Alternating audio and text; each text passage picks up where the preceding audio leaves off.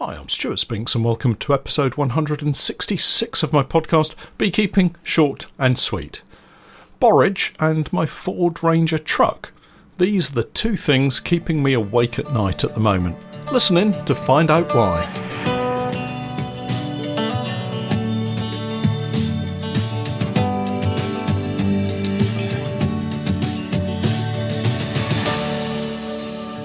Beekeeping Short and Sweet. A beekeeping podcast for the inquisitive beekeeper with a short attention span. A beekeeper, in fact, just like me. I'm delighted to say that our podcast is now sponsored in part by Simon the Beekeeper. Making beekeeping an affordable hobby for everyone, Simon the Beekeeper provides the best value beekeeping equipment possible, along with a super fast delivery service. The bees won't wait, so their customers don't have to either. Visit the website at www.simonthebeekeeper.co.uk. Welcome back to the podcast, everyone, and a belated happy summer solstice to you all. Midsummer has been and gone, and now we're on the slippery slope heading towards the second half of the season and the summer nectar flow, which is about to kick off in earnest. I've actually seen many reports recently of a June gap locally, but to be honest, I've not really experienced it.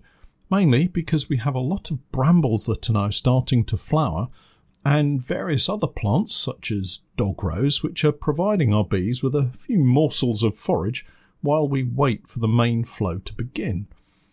The biggest reason we're not seeing any starvation challenges with our colonies is that we made sure that they have enough food stores to see them through any probable gap in forage. And this is a simple process of checking the brood box for food stores, making sure that they have a few frames of food available, or leaving them with the lowermost super that they have been storing any honey in. It's not good leaving a super on them if it's the empty one that you've put on them to clear the bees into. You do need to leave them some food. Of course, all colonies are somewhat different in their needs, and many will have put away ample stores in their brood boxes. Some, however, will have filled the brood box from side to side or back to front with brood, and there won't be any room for stores, this being put up into the supers. And if you take it all away, the bees are going to starve. Just have a quick look at the food stores when you inspect next time and just reassure yourself that you've got it right. Something that has worked in our favour recently is a period of rainy weather conditions. It must have been overnight in some instances because our garden water butts are full to the top again, and that hasn't happened just through the daytime rain. One of the huge benefits of this rain is to give all of our potential nectar plants a good watering. Parched plants don't yield a huge amount of nectar, so I'm hopeful that for at least the beginning of the summer nectar flow, we will have plants that should yield a reasonable amount of nectar. These plants can't produce nectar from thin air. They too need resources in order to do what they need to do, and that's attract pollinators. The offer of some sweet nectar and nutritious pollen can only happen if the plants are in good shape and have plenty of resources themselves. I'm fairly lucky here in that quite a number of our apiaries are located near rivers or other water bodies, such as the fishing lakes. The roots of the brambles and trees go deep into the ground in search of the water, and many have their roots dipping into the rivers themselves. Now is a good time to see how our colonies are doing in terms of the numbers of bees. What we have now is pretty much our foraging force for the summer flow, and I've seen a lot of colonies with adult bees emerging and beginning to increase the overall size of their colony in time for this important period of the year. Any eggs laid now will just about make it into the summer foraging force, but in a couple of weeks' time, those eggs that are laid will result in bees that will emerge to miss out on our summer flow.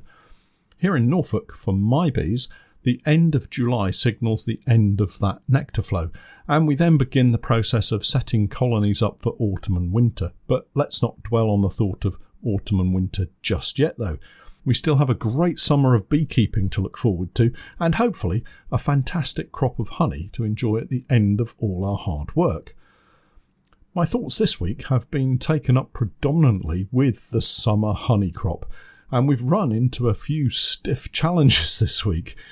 I can't quite remember if I mentioned the opportunity we have to move our bees to a farm that has sown some borage. It's the first time we've ever had a chance to get our bees on some borage that has been farmed rather than a few handfuls of seed scattered around the allotment. And it has been giving me a few sleepless nights, I have to say. I actually visited the farm a couple of weeks ago to walk the fields with the farmer and plan where we could put our hives. We settled on 3 nice spots, and the farmer agreed to put out some pallets for us to set our hives on. We are having to move the bees using the truck and trailer, so putting stands on board as well would have been a lot of work, and setting up the hives on pallets works nicely as long as I have my kneeling mat to save my knobbly knees from the stony ground. Borage is a fantastic plant for our bees and yields large quantities of nectar provided the conditions are good. I suspect this means warm sunshine and some regular water, and as I said earlier, plants need resources too. Most of what I know about borage comes from knowledge picked up over time, a bit of gardening, and mostly chatting to other beekeepers about how they deal with it. Borago Officinalis is an annual flowering plant that has long been associated with medicines and culinary use, although I don't think I've ever used it knowingly in any cooking or drinks. I have seen the flowers used in ice cubes and scattered over salads and the like to make them look nice, and I'm not really sure it tastes of anything, but no doubt in the interest of scientific research I'll try eating a few flowers while we're inspecting to see what it does taste like. Most of the information I have been able to pick up from a science perspective has come from a couple of published papers, and I'll add links to the podcast notes for you. Borage is also known as the starflower plant, I guess because of the shape and structure of its flowers. No shock there, I hear you say. The plants can grow to a height of nearly 1 metre and branches into several axillary stems. It becomes somewhat bushy, I guess that means. What is important is that it needs insect pollination to set its seed and produces lots of nectar and pollen to attract those insects. It also has a fairly long flowering period, as much as 8 weeks from what I've read, so I'm wondering if we'll see our foraging season extend beyond the end of July as I was talking about earlier. It looks like our honeybees look to collect both the nectar for honey and pollen, so it should be an excellent resource for them. Rather excitedly, borage is listed here in the UK among the principal honey flows of the year, so I am anticipating, in my usual optimistic way, that we might see a good crop of honey this summer. I have seen borage honey on many occasions, not my own I hasten to add, but at various shows around the country and in other beekeepers' settling tanks and jars. Those are the times when you smile nicely at your fellow beekeeper and congratulate them on such a splendid crop before going home and crying in your beer for not being able to find any borage again that season. Anyway, that's all about to change, I hope. Borage honey is a very pale honey, sometimes bordering on colourless from what I've seen. Tastes okay. It's not my favourite honey, as I like quite a strong flavour to my honey, and borage never seems to be particularly full-bodied. Now I'm beginning to sound like a wine connoisseur. Still, what do I know? I've never really had enough to make a proper judgment on it. All I know is that there's lots of honey potential in borage, and this year I'm hoping to benefit from some very hard work. It seems the flowers on the borage plant develop slowly at first and then progress to peak flowering around the 3rd week of the flowering process before beginning to slowly decrease again, but it does continue to flower for that extended period of time, again provided the conditions are favourable. Fingers crossed. As usual, it wouldn't be beekeeping if there wasn't a slight bump in the road, and this week that bump in the road appeared in the form of yet another Ford Ranger catastrophe. I've been planning the road trip with the bees to the Borage for the last 10 days or so. Everything was planned and dates set for this week. It's a fair old trek to move the bees, as the farm isn't just down the road. I hope you won't mind if I don't give out the exact location, but security of my bees is always on my mind. Anyway, last Sunday, I was out with Steph in the truck heading over to remove the last of the spring honey from our honey pour hives. We'd only travelled a mile or so down the road when I noticed the windscreen was getting rather misted up, and there was no warm air coming through the vents in the truck cab. Puzzled by this, I glanced around the various dials and displays on the dashboard and saw to my horror that the temperature gauge was way above its normal position. In fact, it was maxed out. We had just coincidentally stopped at some traffic lights, and all of this happened in the briefest of moments before a large cloud of steam erupted from under the bonnet. Something had obviously gone terribly wrong. We managed to get a short tow around the corner from the traffic lights, which were on a main road, and I stood scratching my head wondering what on earth to do next. As you know, I'm not particularly mechanically minded. A quick call to my brother, and he was on his way with water for the radiator and a reassuring comment that it's probably a hose that's ruptured. A few minutes later, I get another call from him to say he's got a puncture and won't after all be coming to my rescue. How on earth does that happen? Honestly, you couldn't make it up. I decided to walk to the local shop, buy some water and top it up myself. After a few anxious discussions with Steph, we decided to try to limp back to the unit and reassess what on earth to do from there. Finally, the gods decided to look down on us sympathetically, and we made it back without any further drama, closely followed by my brother and his son, who'd fixed their puncture and also had limped back to base. What followed was a series of head-scratching questions and not so many answers, probable causes, search for leaks, suggestions about removing various parts of the engine to delve a little deeper, but all to no avail. I just don't have the ability to diagnose such problems.